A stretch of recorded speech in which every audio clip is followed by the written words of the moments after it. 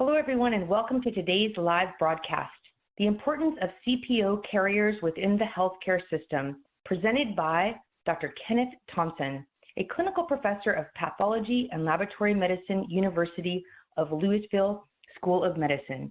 I'm Susie Valdez, and I'll be your moderator for today's event. Today's educational web seminar is brought to you by LabRoots and sponsored by BD. For more information on our sponsor, please visit them at bd.com. Now let's get started. I'd like to remind everyone that this event is interactive. We encourage you to participate by submitting as many questions as you want at any time you want during the presentation. To do so, simply type them into the Ask a Question box and click the Send button. We'll answer as many questions as we have time for at the end of the presentation. If you have any trouble seeing or hearing this presentation, click on the Support tab found at the top right of your presentation window, or report your problem by clicking on the Ask a Question box located on the far left of your screen. This presentation is educational and thus offers continuing education credits. Please click on the Continuing Education Credits tab located on the top right of your presentation window and follow the process to obtain your credits. I'd now like to introduce our presenter, Dr. Kenneth Thomson. For a complete biography on Dr. Thomson, please visit the Biography tab at the top of your screen. Dr. Thomson, you may now begin your presentation. Welcome, sir. Thank you. The importance of CPO carriers within the healthcare system. These are my relevant disclosures. This presentation focuses on the role of the Microbiology Laboratory to prevent the spread of carbapenemase-producing organisms, or CPOs, with particular emphasis on the detection of CPO carriers. Initially, the concern about CPOs focused on carbapenem-resistant Enterobacteriaceae, or CRE, only some of which are carbapenemase producers. It is now recognized that other carbapenemase-producing organisms, such as Pseudomonas and Acinetobacter, are increasingly important pathogens and reservoirs of transmissible carbapenemases. Hence, the focus is now on CPOs rather than just on CRE. If we are to detect CPOs in time to prevent their spread and to successfully treat infected patients, microbiologists are the only people capable of doing this. No one else can do it. Detection is very important in preventing transmission, in preventing outbreaks, in understanding the nature and the extent of CPO problems, and in determining appropriate therapeutic and infection prevention and control approaches. Microbiologists are the set of eyes we rely on to tell us where the CPOs are. CPOs are typically multi-drug to totally resistant, leaving physicians with few to no therapeutic options. Treating with a single drug to which the organism is susceptible may be ineffective and trigger the development of resistance to all antibiotics. Accumulating evidence points to combination therapy with active antibiotics being superior to monotherapy in terms of preventing mortality and the development of total resistance. In essence, the clinician may only have one opportunity to get the patient on effective combination therapy, as failure to do so may result in the emergence of total antibiotic resistance and doom the patient to die from an untreatable infection. That is, serious CPO infections take us back to the era of the septic ward, when there were no effective antibiotics to treat with, and all physicians could do was observe their patients to see if they recovered or died. The CPO problem is now a global pandemic, which CDC has equated to having similar mortality to Ebola. CPOs continue to evolve. Today, there is an increasing number that are resistant to any or all of the carbapenems, the polymyxins and aminoglycosides, and there is emerging resistance to the new beta-lactamase inhibitor combination ceftazidime-avibactam. How big is the CPO problem? CPOs don't just occur in medical institutions. They are now all over the place, and they and their resistance genes can be readily transmitted if we don't have effective interventions to keep them from doing harm. If you work in a hospital, be aware that hospital wastewater can contain CPOs. CPOs can also be in the food chain. Large-scale, intensive farming practices, such as crowded factory farming, enhance the opportunity for transmission. And birds eating contaminated foods are very effective transmitters, as they can fly to different locations and disperse CPOs in their excreta. There are even CPOs in remote Arctic regions. You may remember reports during the last Olympic Games of CPO contamination of the beaches and ocean at Rio de Janeiro. This was due to contaminated hospital sewage being dumped in the ocean. Antibiotic-resistant pathogens are now such a serious global threat that the United Nations has designated antimicrobial resistance as one of the 3 crisis-level health challenges, along with HIV and Ebola. There are only 3 tools we have to fight against CPOs: effective antibiotic therapy, antibiotic stewardship, and infection control. Serious CPO infections are typically treated with antibiotic combinations that may include older agents of high toxicity, such as polymyxins and aminoglycosides, of uncertain efficacy, such as tigecycline, or the new beta-lactamase inhibitor combinations. Even with combination therapy, some CPO infections are untreatable and resistance continues to escalate. There's a huge push for new antibiotics to combat increasing antibiotic resistance, but it's failing. Utilization of the new beta-lactamase inhibitor combinations is hampered by cost concerns and emerging resistance. The big companies have ceased developing antibiotics. 2 of the smaller ones, Melinta and Archaeogen, that developed some potentially useful drugs, have declared bankruptcy. And others are struggling financially and may not survive beyond December. In short, complacency about new drugs overcoming the CPO problem would be a major mistake.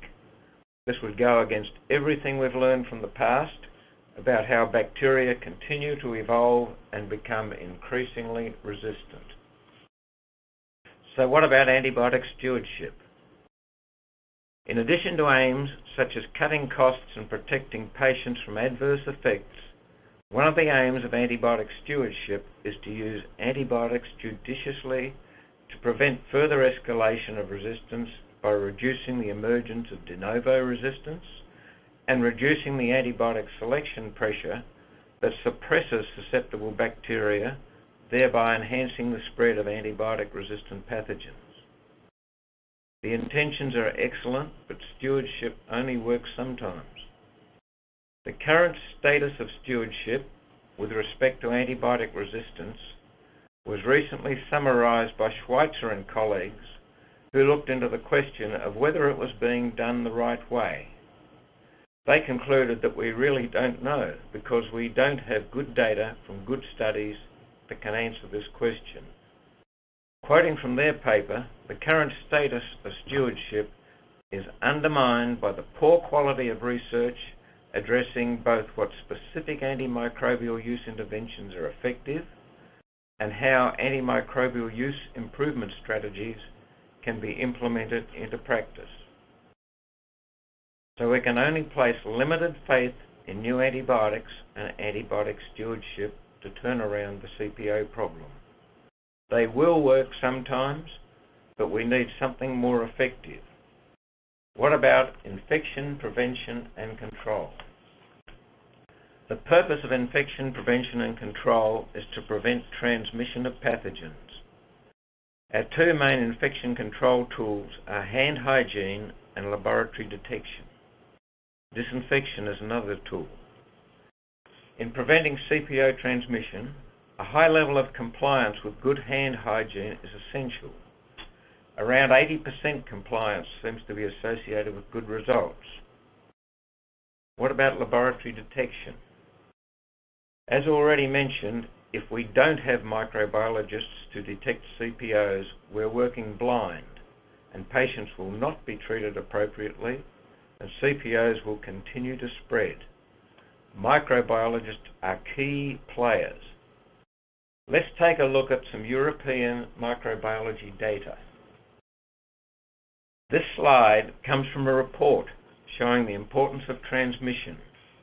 It was a European study analyzing the genome sequences of over 1,700 carbapenem-resistant Klebsiella pneumoniae from patients in 244 hospitals in 32 countries. Approximately a third of the isolates were CPOs that produced, in order of occurrence, KPC, OXA48-like NDM, VIM, and IMP carbapenemases. The major finding was that almost 70% of the CPOs belonged to 4 clonal lineages and their derivatives. There were transmissions within and between hospitals, with most transmissions being within hospitals. That is, the hospitals were not controlling transmission.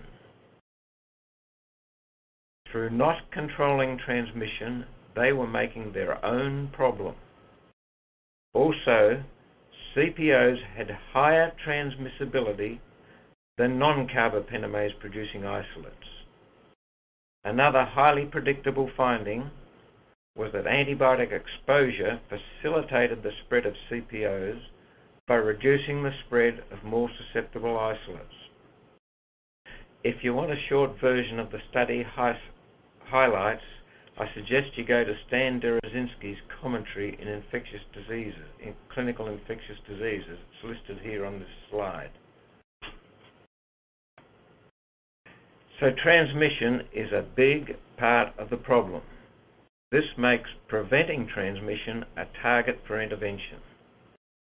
This slide shows how Spanish health professionals prevented transmission in a nosocomial outbreak of CRE. It's representative of a number of reports where there has been significant progress in reducing the occurrence of CPOs and the infections they cause in healthcare facilities through interventions such as contact precautions, patient isolation or cohorting, hand hygiene, and environmental cleaning. In a 5-month period, they had 18 cases, 14 of which were acquired after admission. Environmental testing found 7% of the samples to be positive for the rooms involved. Hand hygiene was initiated and improved compliance from 36% to 85%, and there were no positive environmental samples after hydrogen peroxide decontamination. In summary, having recognized the problem through microbiological testing, the interventions that worked in this outbreak were improved compliance with hand hygiene and environmental disinfection. Microbiological screening. The Microbiology Laboratory can use non-molecular and molecular tests to detect carriage of CPOs. The non-molecular tests are typically performed after the growth of bacterial colonies on culture plates.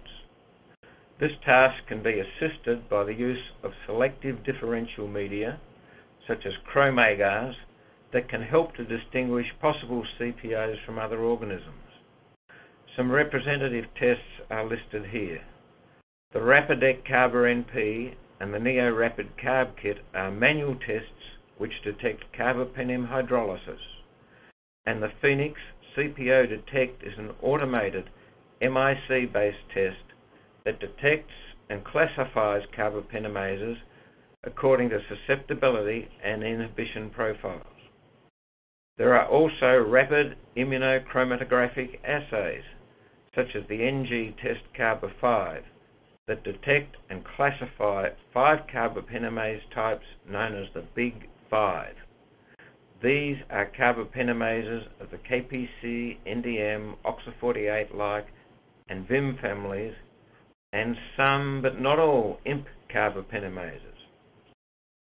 Molecular tests vary in what they can test, with some tests being suitable for both colonies and direct testing of clinical samples. Ideally, carbapenemase screening should be capable of detecting all types of carbapenemases. For this reason, the non-molecular screening approach should focus on rapid phenotypic tests that detect a wide range of carbapenemases. Suboptimal tests are those requiring overnight incubation or having a limited target range. Representative molecular screening technologies are shown in this slide. Our focus today is on PCR tests, such as the Expert Carba and the BD Max Checkpoint CPO. Even though these have a limited target range comprising the Big 5, this is the cheapest and most widely used molecular carbapenemase detection methodology. Microarray testing, such as the Checkpoint CT 103XL test, offer an extensive target range but are expensive and more suited for reference laboratory testing rather than routine screening. For genomic testing, there are various next-generation sequencing technologies, but these are not widely available in clinical laboratories. So let's compare carrier detection by rapid phenotypic and PCR tests. This table shows some advantages and disadvantages of the rapid tests that can provide a fast turnaround time to detect or exclude CPOs from clinical samples. For target range, the phenotypic tests are clear winners, with the automated test having the most extensive detection range and the manual tests having good target ranges but being unreliable for detecting oxacarbapenemases, especially those produced by Acinetobacter. The PCR tests can only target the Big 5 and can have problems with detecting genes encoding IMP carbapenemases, which may be more common in Pseudomonas aeruginosa than in the Enterobacteriales. False positive tests are an issue with the phenotypic tests, but are rare for PCR tests.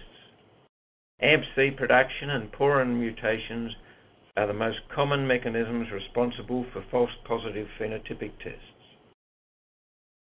PCR tests can be used for direct testing of clinical samples, such as rectal swabs, but phenotypic tests cannot.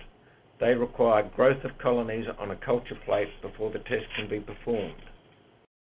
The phenotypic tests are much cheaper to do, and the manual phenotypic tests do not require expensive equipment for the test to be done. In summary, each technology has advantages and disadvantages. It's really best to have both phenotypic and molecular tests available. Then, testing can be tailored to the need, taking into account considerations such as urgency, cost, and whether the carbapenemase target is known or unknown. Expense is an important factor in test selection, but so too is the consequence of not detecting a CPO. Sometimes it may be necessary to use both phenotypic and molecular testing. PCR for a rapid result from a clinical sample, and a phenotypic test if the PCR test is negative. Even if a PCR test on a clinical sample is positive, a culture followed by a phenotypic test to identify the CPO colonies can be important to allow the identification of the organism, performance of an antimicrobial susceptibility test, and for sending the isolate to a state laboratory. What happens then if PCR and phenotypic tests disagree? Which is the more accurate? A phenotypic test can be positive and a PCR test negative when an isolate's carbapenemase is outside the target range of the PCR test. For example, Serratia marcescens isolates sometimes produce the SME carbapenemase, which the PCR tests cannot detect. You may need to send the isolate to a reference laboratory to resolve this type of discordance. What about the reverse?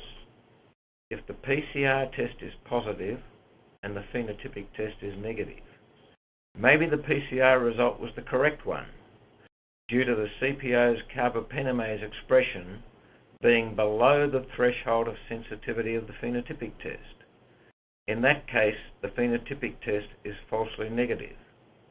But another possibility is that it was a false positive PCR test because it detected DNA from non-viable cells. Okay, here's an interesting one that I just can't stop thinking about. 2 chromide E carboplates inoculated with the same rectal swab, but one grew lots and lots of CPO colonies and the other was negative. The story is this. A rectal swab in transport medium was received by a hospital laboratory and tested by BD Max Checkpoint's CPO PCR test and cultured by streaking on chromagar. The PCR test was positive for KPC, and the chromagar grew lots of CPO colonies that can be seen in the plate on the left as dark blue colonies on the plate. Lots of them. There were also pale Pseudomonas aeruginosa colonies on this plate. The CPO was identified as Citrobacter freundii. The rectal swab in transport medium was sent to another laboratory where next day it was lawn inoculated using a hockey stick spreader. The resulting culture on the right was negative and had heavy overgrowth of the Pseudomonas aeruginosa. Repeat attempts in the second laboratory to recover the Citrobacter freundii from the transport medium by both streaking and lawn inoculation were negative. How do you explain the false negative second culture? Was it the extra day in transport medium? Did the Pseudomonas produce something that killed the Citrobacter freundii? This can happen. If you ever tested Pseudomonas in modified Hodge tests, you may have seen how some Pseudomonas isolates are inhibitory and cause clearing or no growth in parts of the E. coli lawn. Whatever it was in this case, the concerns arising are that delays in processing rectal swabs may result in falsely negative culture results. And also, be aware that a positive PCR result when a culture is negative should not automatically be regarded as a falsely positive PCR result. Now for some issues for the advanced players. What about screening carbapenem-resistant isolates of Pseudomonas aeruginosa and Acinetobacter? A lot of effort and expense can go into screening them for carbapenemases, and you may get few or no positives. Some points to consider. Most carbapenem-resistant Pseudomonas do not produce a carbapenemase. Other mechanisms usually cause carbapenem resistance in this organism. Of those that are carbapenemase positive, the carbapenemase may be one that is not detected by marketed PCR tests. Phenotypic testing is the best means of determining if the carbapenem resistance is or is not caused by a carbapenemase. So phenotypic carbapenemase testing should be the first line test for carbapenem-resistant Pseudomonas, and PCR uses the follow-up test that will identify some, but not all carbapenemases of Pseudomonas isolates.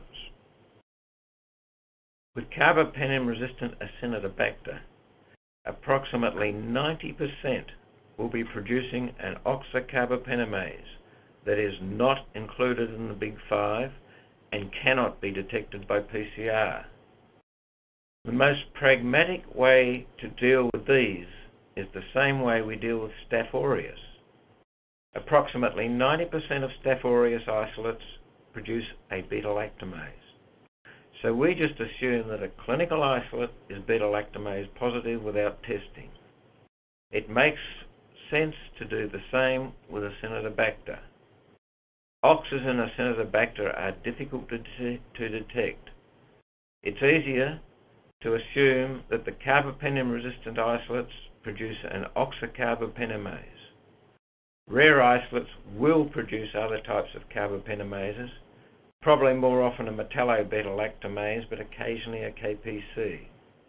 If you are sending your carbapenem-resistant Acinetobacter isolates to a state lab and they tell you an isolate had a non-oxocarbapenemase, then you should start testing for it.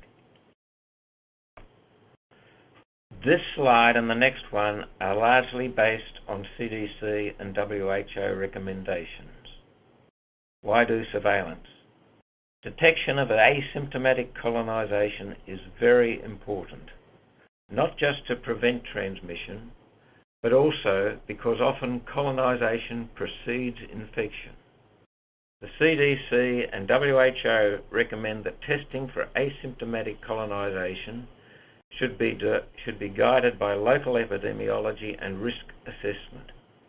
Populations to consider screening include if a patient has recently stayed in an institution with endemic CPOs, or in a hospital in another country, or been previously colonized, or has been in contact with a colonized or infected patient. Another indication for initiating surveillance is an unexpected CPO detection. For example, the first detection of a CPO in an institution or a patient population, or the first detection of a new type of carbapenemase, or a patient becomes positive 48 hours or later after admission.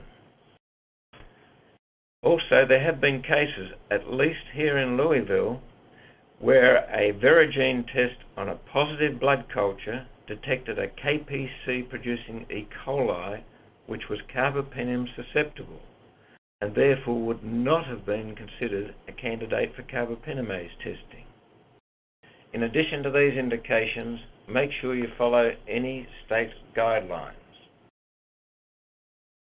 Remember, early detection is vital to prevent transmission. Be proactive. Think about other opportunities for screening and interventions in the context of risk assessment and surveillance testing.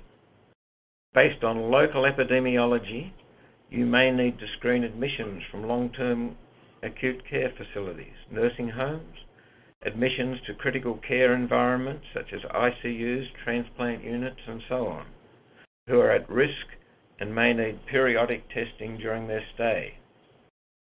Point prevalence surveys that involve testing all patients in a unit or ward can be effective to rapidly evaluate the prevalence of CPOs in particular wards or units. This is especially so if previously unrecognized CPO patients have been housed on certain wards or units, or to rapidly evaluate for additional transmission during an outbreak. A single point prevalence survey might suffice if few or no additional CPO colonized patients are identified. But if ongoing transmission is occurring, it may be necessary to do more.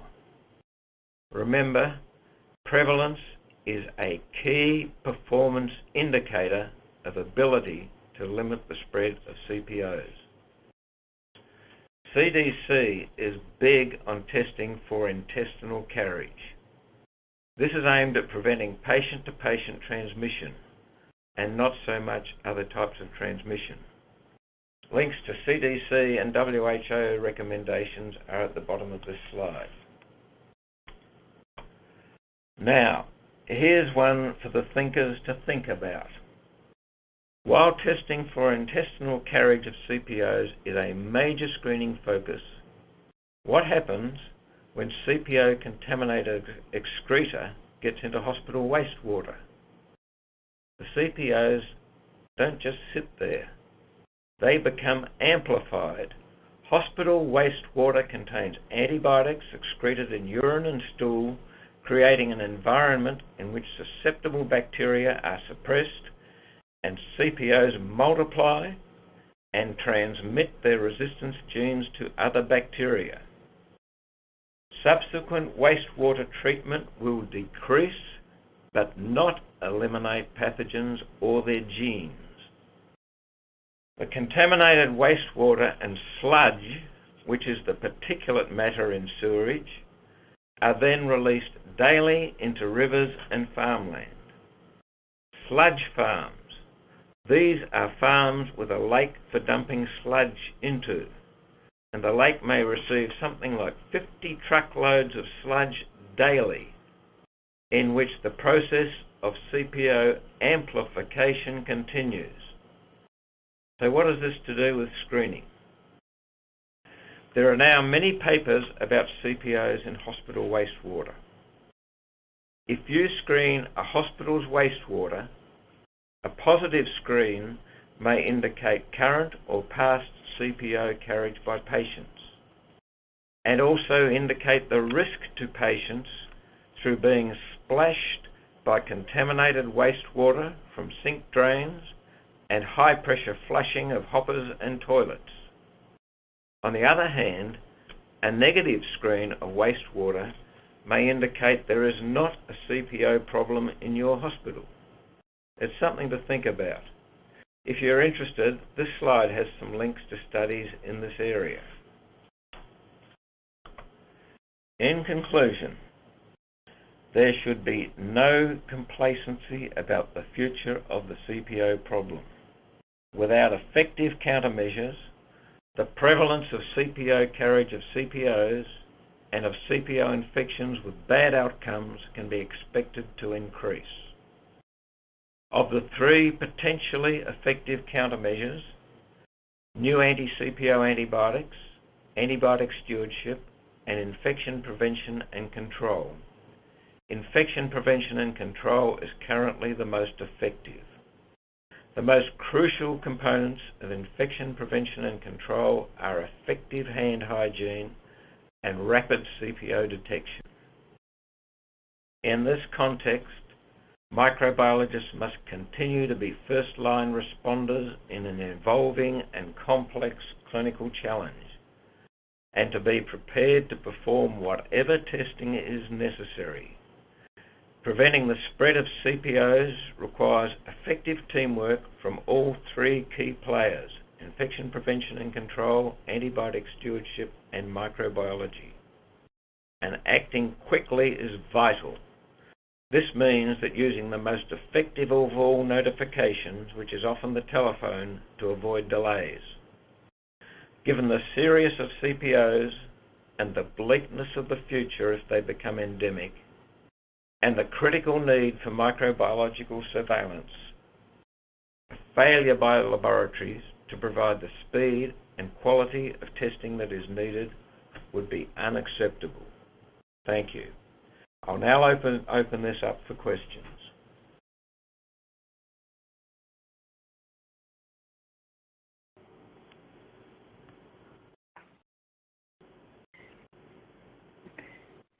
Thank you, Dr. Thomson, for that informative presentation. We will now start the live Q&A portion of the webinar. If you have any questions you'd like to ask, please do so now. Just click on the Ask a Question box located on the far left of your screen, and we'll answer as many questions as we have time for. So let's get started. We have quite a few questions coming in from our audience members now. Dr. Thomson, which phenotypic test do you recommend for detecting carbapenemasis in Pseudomonas aeruginosa isolates? We've looked at both the Rapidex Carba NP and the Roscoe test. Both of them work very well. Don't use the modified Hodge or SIM test. Both of these are too slow, and the modified Hodge test is a terrible test. Its known accuracy problems are even worse with Pseudomonas than with Enterobacteriaceae. The BD Phoenix CPO Detect test is excellent for oxas and Enterobacteriaceae and Acinetobacter, but it can miss VIMS and Pseudomonas aeruginosa. Thank you for that. And how do you get started to develop a screening protocol? If you've never done screening, you could start with a point prevalence study to see what you have in your patient population. If it's the issue of developing a protocol and you don't have to invent it from scratch, you could go to the CDC and WHO links in this presentation for good information about how to develop a protocol. Thank you, and thank you for our audience member questions coming in. These are wonderful. What is your infection control? Does it not see benefit in screening for CPO carriers? Could you say that again, please? What if your infection control does not see benefit in screening for CPO carriers? Not seeing benefit is a different issue from not having the resources or the institutional support for screening. If infection control does not see benefit, there is a need for education. CPOs are different from other gram-negative pathogens, and the consequences of acquisition can be very bad. This needs to be understood. Educate about things like unacceptably high mortality associated with CPO infections, and the vital role of infection prevention and control cannot be overemphasized. CPOs have become an international priority, with the WHO proposing international regulations that require countries to report events of new or emerging antibiotic resistance, especially CPOs. If you want to talk costs, CPOs generate enormous costs associated with not detecting and not controlling spread. Then there are costs to patients. What about the homeowner admitted to hospital complaining of abdominal pain and a lot of difficulty urinating? He gets a CPO infection, and a few months later the hospital owns his house and he's living with his toe tagged. Lots of reasons to screen for CPOs. Thank you for that. Our next question coming in from an audience member is, how is wastewater tested, Dr. Thomson? There's no standardized methodology for testing wastewater. For getting samples, some places swab the surface of pipes. If you want to get the water, you can get it from a U-tube under a sink, or open a manhole cover and drop a jar in attached to a string and collect a large volume of water, 50 to 200 mils, say. Maybe centrifuge it, and then you can test by depositing the culture on a culture plate, the deposit on a culture plate and culturing it, or using PCR or even next generation sequencing methods. This is a new area. I think it's probably a good idea to at least once assess the status of a hospital's wastewater plumbing and, if necessary, to take appropriate interventions. Some studies suggest that even weekly testing is a good idea. Thank you, Dr. Thomson. And do you have any research on patient outcome information on hospitals that have screening versus not screening? I don't have any specific data that I can think of off the top of my head, but I would think that if there are CPOs around, hospitals that do have a screening program can get on top of the transmission quickly, whereas those that don't have a screening program, they're going to have an antibiotic resistance emergency on their hands, and the bigger it gets, the longer it's delayed. And Dr. Thomson, what does a testing protocol look like? A testing protocol? A protocol's a list of instructions on how to do something. So you can, it's a methodology in writing a protocol or a flow chart, and again, I refer you to the CDC and the World Health Organization links that I put on one of the slides. Thank you. And we have another question from an audience member about that CPO screening. Why do you feel CPO screening has not been adopted as widely as MRSA screening? Why hasn't it been adopted as widely as MRSA screening? Part of that, I think we've dropped the ball to a certain extent. The first transmissible carbapenemases were reported around about 1990. It was about 20 years later that a test was recommended by CLSI and CDC, and that was the modified Hodge test. So there was a big window there where we weren't even thinking of screening. And then a few years later, the breakpoints for carbapenem testing were lowered, and it was felt that just getting an MIC is sufficient to detect carbapenemases. And often it is, but there was a study came out a bit over a year ago where about 10% of isolates that produced a carbapenemase in a surveillance study were carbapenem susceptible. So I think there are reasons why we haven't done as much CPO screening as MRSA screening. A slow start and then the changing of the breakpoints. Thank you. And again, thank you to our audience members for these questions coming in. We have time for a couple more questions. Dr. Thomson, what should you do if a Pseudomonas is positive by phenotypic testing, but negative by PCR? The thing to do if you have a carbapenemase producing Pseudomonas by phenotypic testing, but your PCR test is negative, would be send it to a state health lab. They should be able to confirm a wider range of carbapenemases than the big 5 that are in our commercial PCR kits. Thank you. And our final question for you today is, how good is the point prevalence survey approach? One of the advantages of the point prevalence survey approach is that you get information about the extent of the problem. The difficulty with it is that it takes time to organise a survey and for culture results to become available.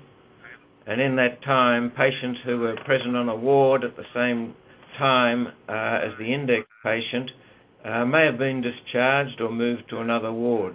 So that's the disadvantage. Thank you very much, Dr. Thomson. And I'd like to thank the audience for joining us today and for their interesting questions. And remind you that questions we did not have time for today and those submitted during the on-demand period will be addressed by Dr. Thomson via the email address you provided at the time of registration. Before we go, I want to thank you again, Dr. Thomson, for your time today and for your important research. And I'd also like to thank LabRoots and our sponsor, BD, for underwriting today's educational webcast. This webcast can be viewed on demand, and LabRoots will alert you via email when it's available for replay. We encourage you to share that email with your colleagues who may have missed today's live event. That's all for now, and we hope to see you again soon. Have a great day. Bye-bye.